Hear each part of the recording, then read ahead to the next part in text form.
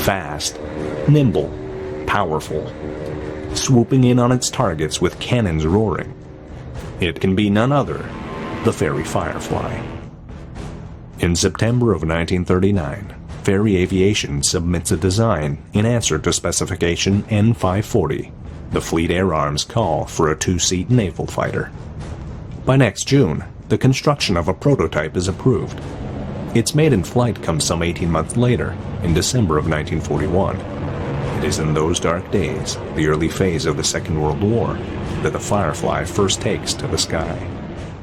As a fighter, it wasn't bad. Its great secret was it was fitted with Youngman flaps, and these flaps gave it maneuverability and also extra range by proper use of them.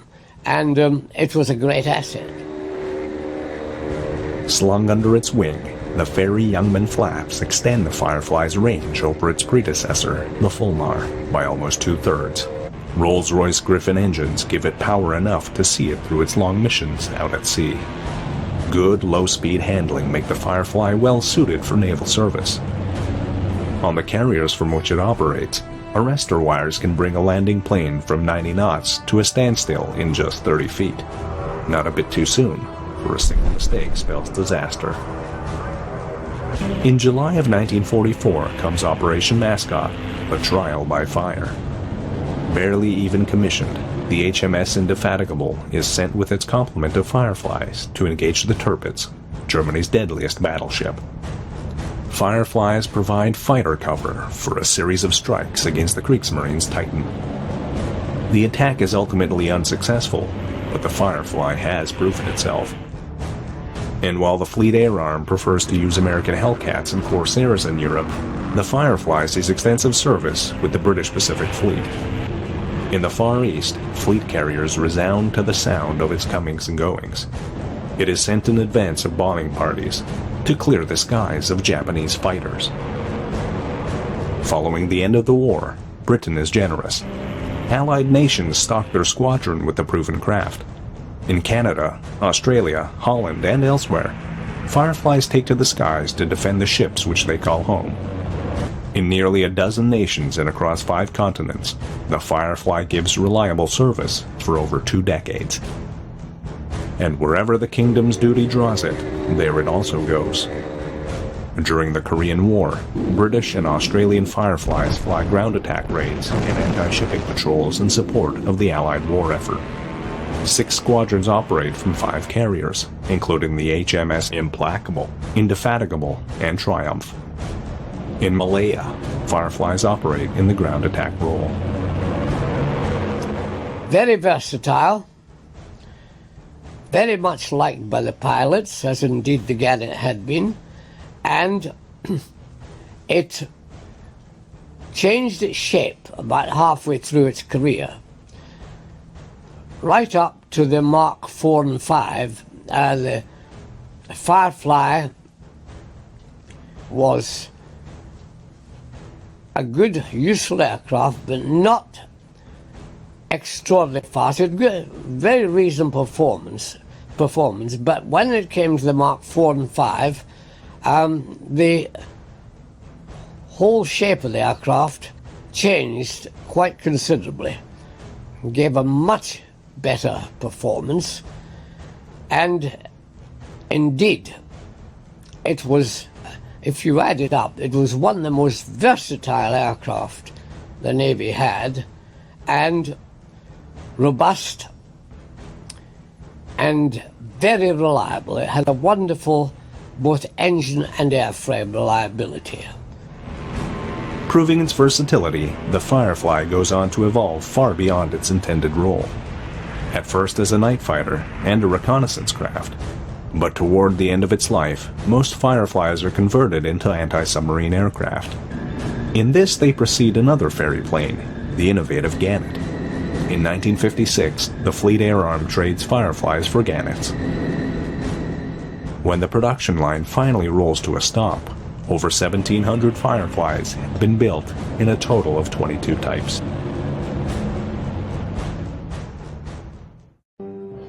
At a factory in Wolverhampton, the finishing touches are being put on a new kind of fighter airplane, being developed by Boulton-Paul Aircraft. But this fighter is far from ordinary. Unlike its counterparts, it sports a rear-facing turret. This innovation, originally intended to shoot down enemy bombers, will see its greatest success against German fighters. Propelling it is a single Rolls-Royce Merlin III piston engine, giving it a respectable top speed of 303 miles per hour. This is the Defiant. Ah, well, that appeared. It was a flash in the pan. It rather looked like a Hurricane. And they were going to fit a turret on this fighter and mix it with gaggles of Hurricanes, and hoping that it would surprise the enemy fighters. It is first deployed with No. 264 Squadron, high above the beaches of Dunkirk, where it performs spectacularly. Covering the retreating ships from never-ending waves of enemy fighters, the Defiant proves its worth. In a single day, May 29, 1940, 65 German planes fall to its relentless assault. It catches the Luftwaffe completely by surprise. No sooner do they get on the tail of a Defiant, taking it for a Hurricane, than they are shot down in a hail of fire. Indeed, initially that was true, but it didn't take them long to twig this, and they also twigged that it had no forward-firing armament. This critical flaw leaves the Defiant open to attack by enemy fighters, most of all the agile Messerschmitt Bf-109. They are able to use their superior maneuverability to intercept it from below or from the front, where its turrets offer no protection. So it was a very short period of, if you like, success. And they realized it was going nowhere in this configuration, so it was relegated to a night fighter and given a small airborne intercept radar on it. But the writing was on the wall, and it eventually was relegated further to target towing. Short, yes, but prominent. Over the course of its career, more than 1,000 Defiants are produced in various configurations. During the Blitz, the Defiant, now serving as a night fighter, shoots down more enemies than any other type of aircraft. It is withdrawn from combat in 1942, in favor of the Bristol Bullfighter and the de Havilland Mosquito, though it continues to be used for high-speed gunnery training and target towing until the end of the war.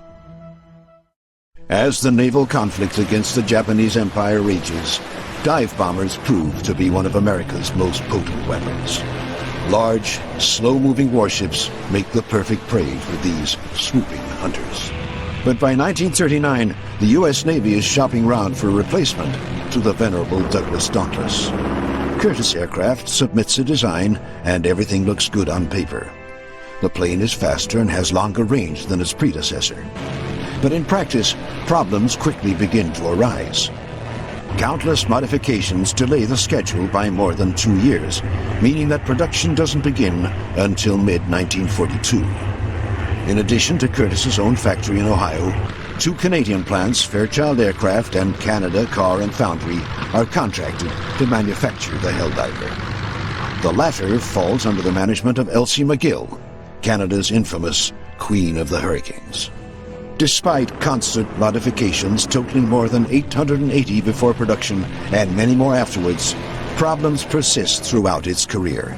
Pilot complaints are frequent and lead to the plane's designation jokingly being referred to as son of a bitch, second class. Captain Eric Brown, a test pilot with the Royal Navy, recalls. The American Helldiver, disaster. I've never known an aircraft that was introduced into service and had so many modifications applied to it to get it right. It followed a rather simple aircraft, the Douglas Dauntless, as a dive bomber. It was bigger, could carry a bigger load, etc. But once you've said that, you've said it all. It had nothing to recommend it once it got in the air.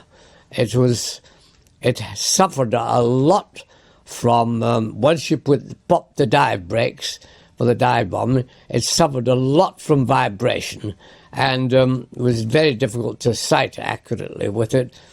And altogether, frankly, it was not a pleasant airplane to fly, particularly on Turcat.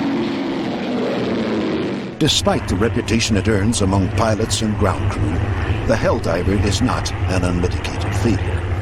Its excellent range is perfect for crossing the vast reaches of the Pacific Ocean. With them on board, the striking radius of American carriers is greatly extended. What's more, it is some 14 miles per hour faster than the Dauntless, making it an elusive target for Japanese fighters. The Helldiver's trial by fire comes in November of 1943 when planes from the USS Bunker Hill fly bombing sorties against Japanese forces in Papua New Guinea. It is in the Pacific that the Helldiver distinguishes itself and makes a significant contribution to winning the war. In the spring of 1945, as Operation Tenichi-Go launches a massive suicide mission against American forces on Okinawa, Helldivers are instrumental in bringing down the two largest warships of World War II, the crown jewels of the Japanese Navy, the titanic battleships Yamato and Musashi. Following the end of the war, surplus Helldivers are sold to Allied navies whose squadrons have been devastated by wartime attrition. They find further use in Greece, Italy, Portugal, Australia, Thailand, and finally France, where they are used heavily throughout the First Indochina War. But as the 1950s come to a close, the era of dive bombers has come and gone.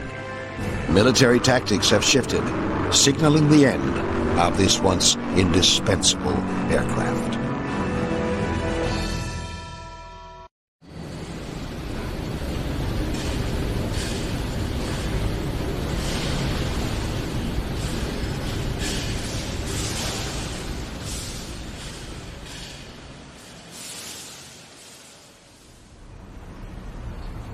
This happened in 1941. I was ferrying a Wildcat from Scotland down to Croydon.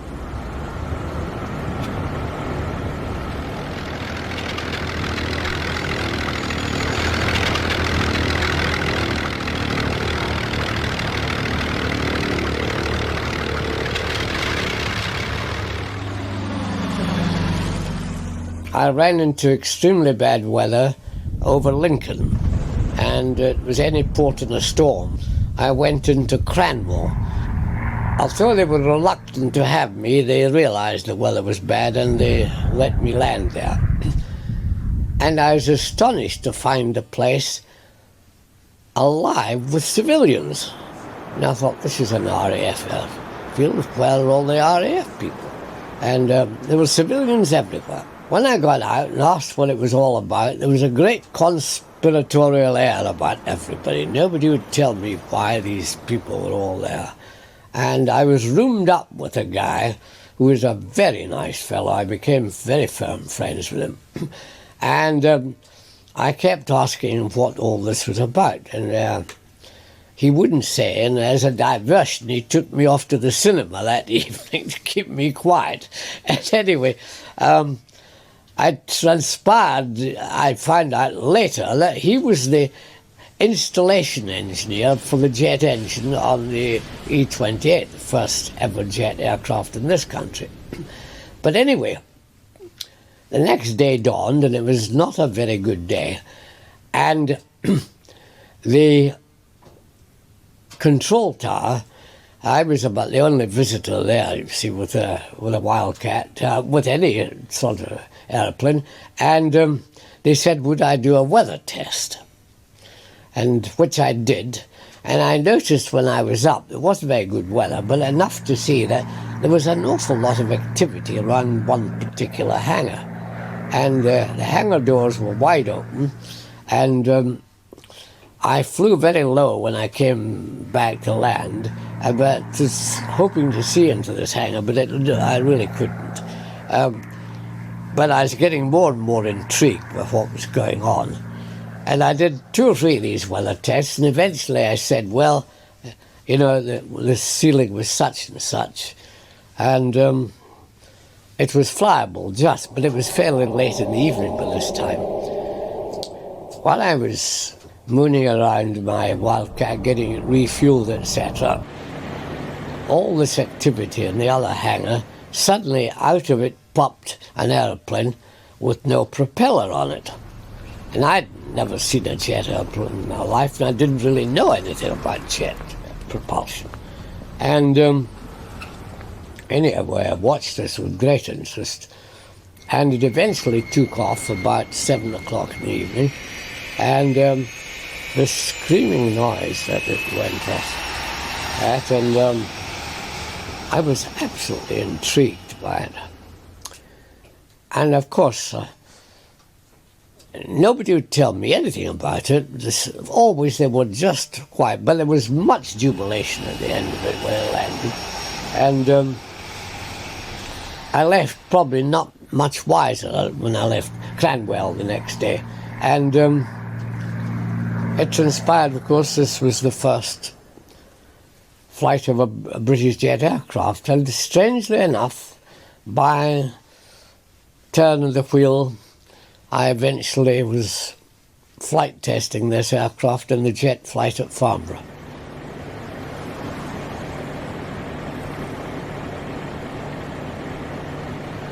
Let me say, well, the first impression was when flying a jet aircraft, is the first thing that strikes you as a pilot is the marvellous view you have. There's no big engine sticking out in front of you. That's the first thing. Second thing is when you get in there, the total lack of vibration, which you have so much in piston-engine aircraft. And thirdly, a lack of noise. There may be a lot of noise outside, but you're sitting ahead of the jet engine and there's virtually no noise at all. So these were the three big impressions you make. And the acceleration on this little airplane wasn't bad, but considering it was a very small engine, it had a remarkable performance.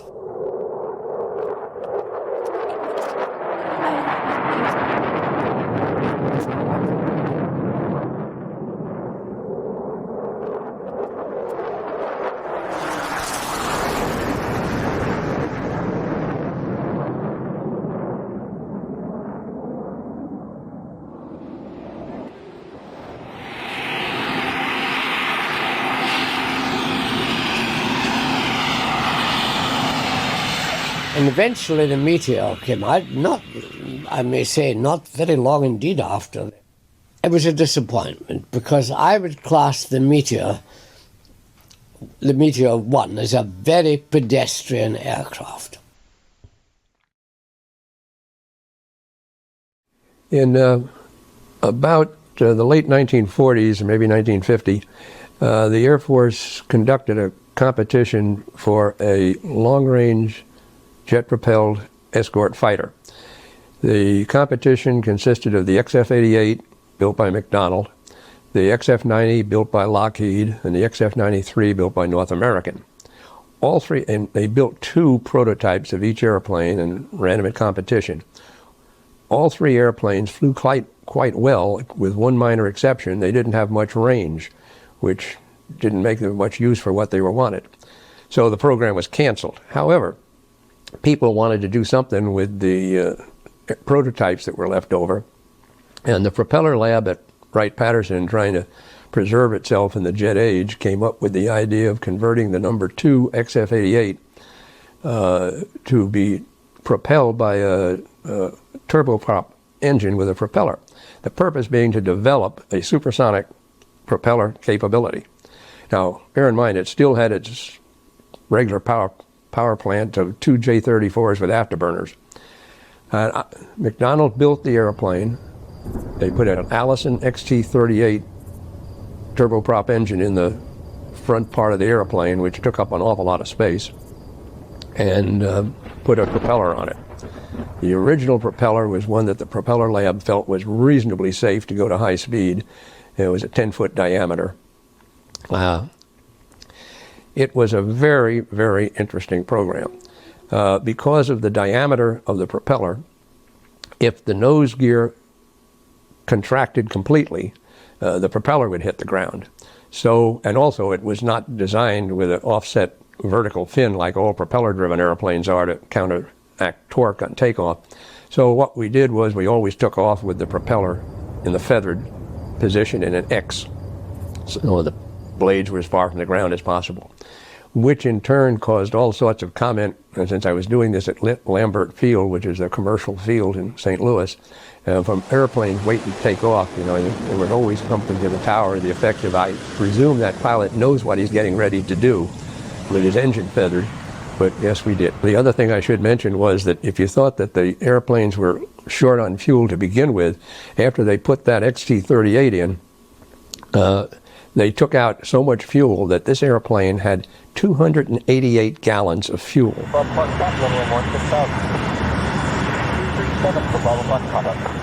Now that was to run 2 J34s with afterburners plus the turboprop. So the flights lasted between 15 and 20 minutes. Take off, climb to whatever test altitude it was, make one acceleration, throttle back, feather the prop, come in and land. During the latter part of the program at high altitude, when I'd finished the test run at whatever speed I could get the airplane up to, and the propeller worked reasonably well. You could notice the increase in power above 0.9 Mach number. The airplane would go about 0.91 with its afterburners. Then if you added power, you get up to about 0.94. The airplane, however, when I started to dive it, would get up to about 9.5, and then that would be about it. Well, McDonnell was claiming that I was getting supersonic in these dives based on their airspeed calibration. Well, we didn't quite buy that, in that we had a rule at flight test that no jump, no supersonic. So on the very last flight scheduled out there, I told our people to stand out on the ramp, and I would end up aiming the dive at the field. And if they heard a sonic boom, we'd say, okay, you went supersonic, regardless of what the airspeed indicator said.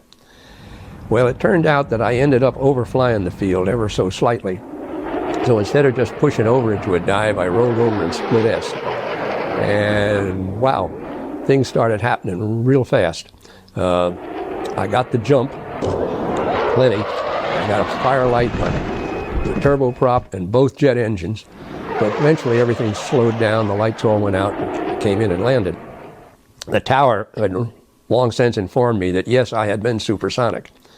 Several years later, when I was managing the General Dynamics office in Houston, old Mr. McDonnell was there down at the Cape for a Mercury shot, and I was introduced to him, and somebody said, you know, and he's the one that flew the XF-88B, and he said no, and except he got about 3 feet away when all of a sudden it stopped, and he turned around and said, I remember you.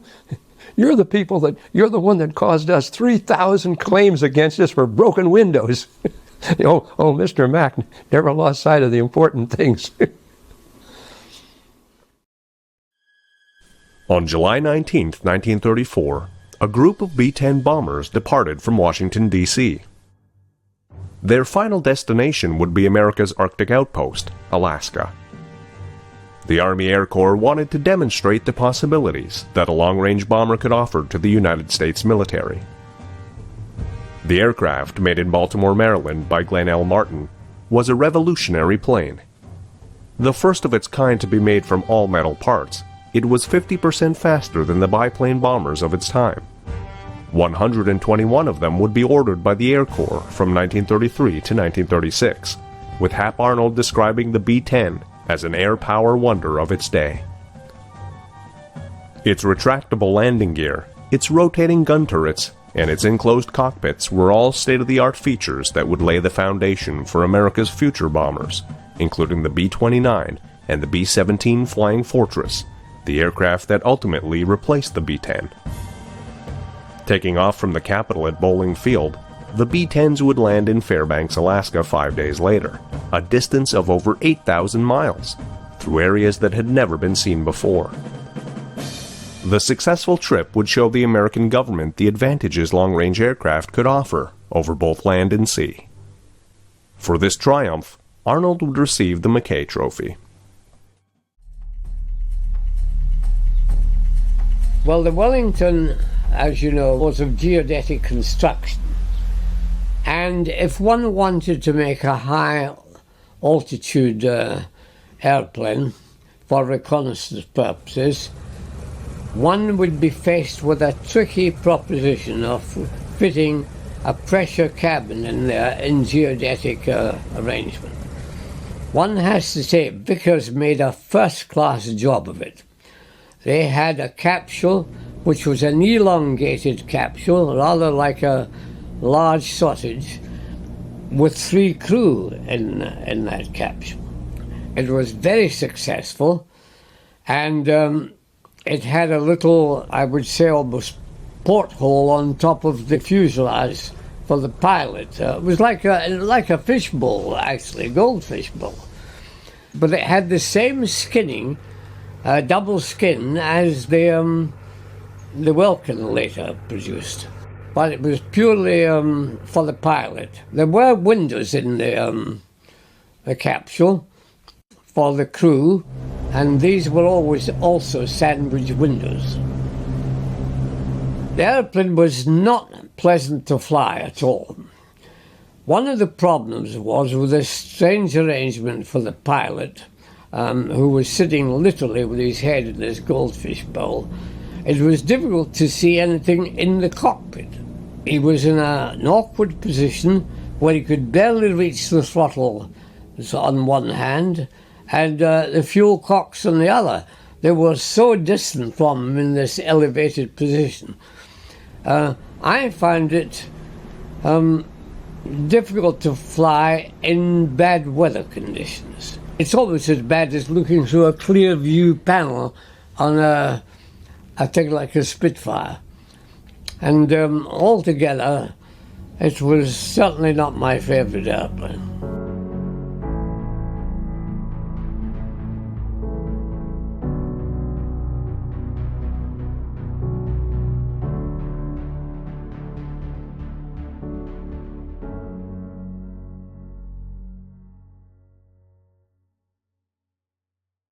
.616 Squadron, changing of the guard. On June the 12th, 1945, a new and deadly aerial threat appeared in the skies over southern England. Fast, sleek, and powered by a pulsed jet, it was the world's first cruise missile, the V-1 flying bomb.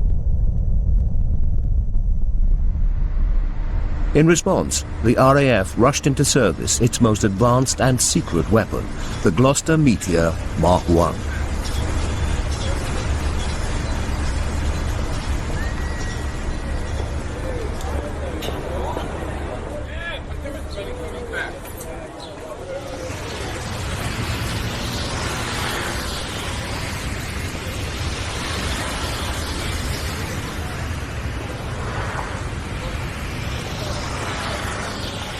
The original specification for the Meteor called for an armament of 6 20mm cannons. This was later scaled back to 4, and when the Meteor entered service, it was armed with a Hispano Mark V short-barreled cannon. During the Second World War, the Hispano 20mm cannon was the standard armament for all British-built fighters. In 1943, a new, lighter version of the cannon entered service, equipping the Tempest and the Meteor. Unfortunately, the Meteor would be plagued by constant jamming, which was caused by updrafts in the carriage case ejector slots. Long before the first Meteor prototype flew, Gloucester Aircraft received an initial production order in September 1941 for 20 aircraft. The power plants for the first 20 production aircraft were Rolls-Royce W2 B-23 Welland engines, each rated at 1,700 pounds of thrust. Of the 20 Mark I's built, only 16 were delivered to the RAF. Surprisingly, the very first production Mark I was shipped to the United States in exchange for the lowly Bell YP-59A. The other 3 airframes were used extensively for engine testing and trials purposes. 616 South Yorkshire Squadron of the Auxiliary Air Force was selected to be the first all-jet RAF squadron. In July 1944, the squadron's mess was rife with rumors and speculation. Most pilots believed their aging Mark IX Spitfires would be replaced with the new Mark XIVs, powered by the Rolls-Royce Griffon, but a few of the pilots knew differently. On July the 21st, 2 Meteor 1s were delivered. For the pilots, it must have been an awe-inspiring moment. They'd been chosen to fly the most exciting new fighter in Allied service. The squadron's first assignment was to battle the V-1 flying. The Meteor's performance at low altitude was ideally suited for the task. Piston engine fighters like the Spitfire Mark XIV and Tempest were hard-pressed to catch the V-1 at low altitudes. Their engines were geared for high-altitude performance. In contrast, the Meteor's top speed of 410 miles per hour at sea level made it the ideal V-1 interceptor. By early August 1944, 616 was equipped with 7 Meteors. While not as potent as Germany's shark-like Messerschmitt Me-262, the Meteor did achieve a world's first. On August the 4th, Flight Officer Dixie Dean brought down a V-1, but not by gunfire. With his guns jammed, he maneuvered his fighter in close and used his wingtip to nudge the V-1 off course, causing it to crash. It was the world's first jet-versus-jet encounter, and by the end of August, 616 Squadron was credited with 12 V-1s destroyed. The R6V Constitution was designed in 1942 as a joint project between Lockheed, Pan Am, and the US Navy. It was intended to be the replacement for the Navy's aging fleet of flying boats to fulfill the role of large-capacity, long-range transport aircraft for the Navy. Pan Am took part in the project because the Constitution's double-decker design and large passenger capacity had potential for use as an airliner. Initially, the Constitution was designated the Model 89. The designation was then changed to the R60, and finally in 1950, it became the R6V Constitution. The Constitution had a useful load of 17,500 pounds of cargo at a cruising altitude of 25,000 feet. It was powered by 4 3,000 horsepower Pratt & Whitney R4260 radial engines, each driving a single propeller. The Constitution faced engine cooling problems, however, and in order to lower the engine temperature, the cowl flaps had to be left open during flight. This created enough drag to seriously reduce the aircraft's range. Another unique feature of the Constitution was its landing gear. The main gear was made up of 2 wheels, each mounted on a set of 2 struts and attached to either side of the fuselage. At landing, a set of electric motors brought the wheels up to speed before touchdown. However, this feature seriously impaired the pilot's ability to feel when the aircraft had touched down on the runway. Because of its size, most of the Constitution's major components could be reached from within and were able to be repaired while in flight if necessary. To accommodate this, the entire aircraft was fully pressurized, including a set of tunnels that led out through the interior of the aircraft's broad wings for access to all 4 engines. Development of the R6V began and continued through World War II with Navy funding. But by the end of the war, Pan Am was no longer interested in the massive aircraft. The Navy, however, ordered 2 prototypes, but although these 2 planes went into service with the Navy, the Constitution design ultimately proved underpowered and too large for practical use at the time. The Navy operated both of the 2 Constitution prototypes as transport aircraft on the Hawaii-California route from the late 1940s up until the early 1950s. However, by 1949, the Navy could no longer afford to operate the massive aircraft, and they were offered to the airlines on a 5-year lease. Alas for the Constitution, nobody accepted the offer, and the Navy retired both aircraft in 1953. The Saunders-Roe Princess was the last of the giant flying boats. With the exception of Howard Hughes' Spruce Goose, the Princess was the largest flying boat ever built, and in May of 1946, work began on 3 prototypes of this gentle giant.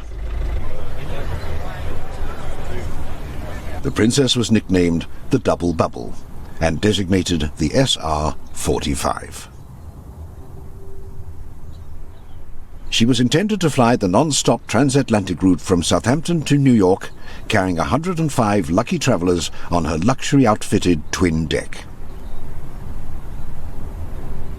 The Princess was powered by 10 Bristol Proteus 600 turboprop engines that were housed in 6 engine nacelles mounted in the wings.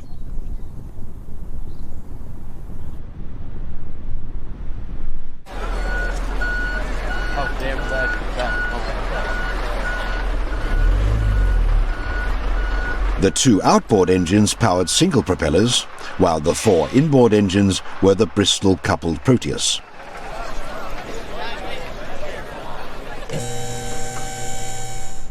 With a wingspan of 220 feet, nearly 150 feet from nose to tail, and a height of more than 55 feet, the complete Princess weighed in at a massive 190,000 pounds. In August of 1952, the first of the 3 prototypes, GALUN, was taken out for taxiing trials. However, after only a short taxi at speed, the graceful behemoth took to the air. Upon return, her pilot, Jeffrey Tyson, simply stated, "She wanted to fly, so I let her." This prototype Princess was the only one of the 3 that would ever fly, although she made 46 test flights overall and made a memorable appearance at Farnborough Air Show in 1952. But the era of the graceful flying boat was drawing to an end. Since the end of World War II, conventional aircraft no longer lacked the long runways they required, and they could operate the same routes, in many cases faster and more cost-effectively than flying boats. But it was not to be. And in 1967, all 3 prototypes of the elegant Saunders-Roe Princess were dismantled, and the era of the flying boat came to a close. The Germans had, during the war, had done a considerable amount of work on wingtip towing. What they were doing was, their theory was that you could add anything out on a wingtip of an airplane, and the increased in aspect ratio of the wing gave you sufficient lift to more than counterbalance the increased drag. So in effect, you got free fuel tanks, which is one of the things they used it for. Somewhere along the line, and it was one of the Germans that came over, Ben Holman was his name. It was one of the paperclip crowd that came over after the war. And he was convinced that what you really ought to do was tow a couple of fighters on the wingtip looking at the B-36. Since we couldn't come up with a fighter with sufficient range as an escort fighter, the idea was that the bomber would carry his own escort, and when he came under attack, they'd release and go fly.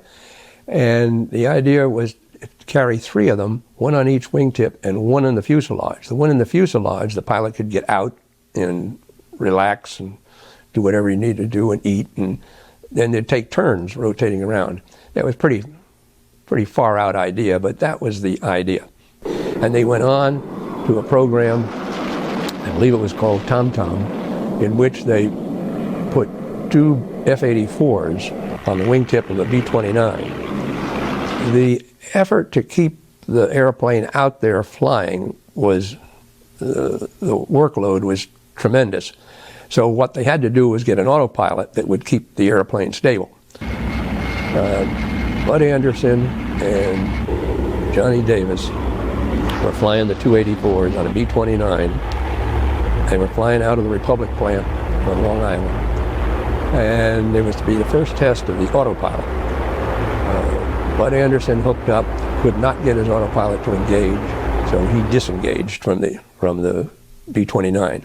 John Davis hooked up on the other wing, engaged his autopilot. Immediately, there was a hard over, nose up, which pitched the airplane, rolled it, up elevator, hooked up like that, caused the airplane to rolled over, came down on the wingtip of the B-29, knocked half the wingtip of the B-29 off, That airplane went in with its full crew. John Davis flew around for a while, but couldn't get out, and he was killed on landing.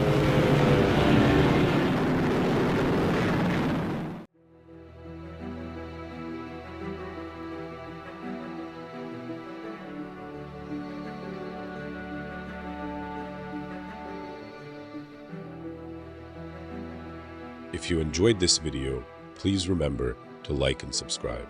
And as always, thank you for watching.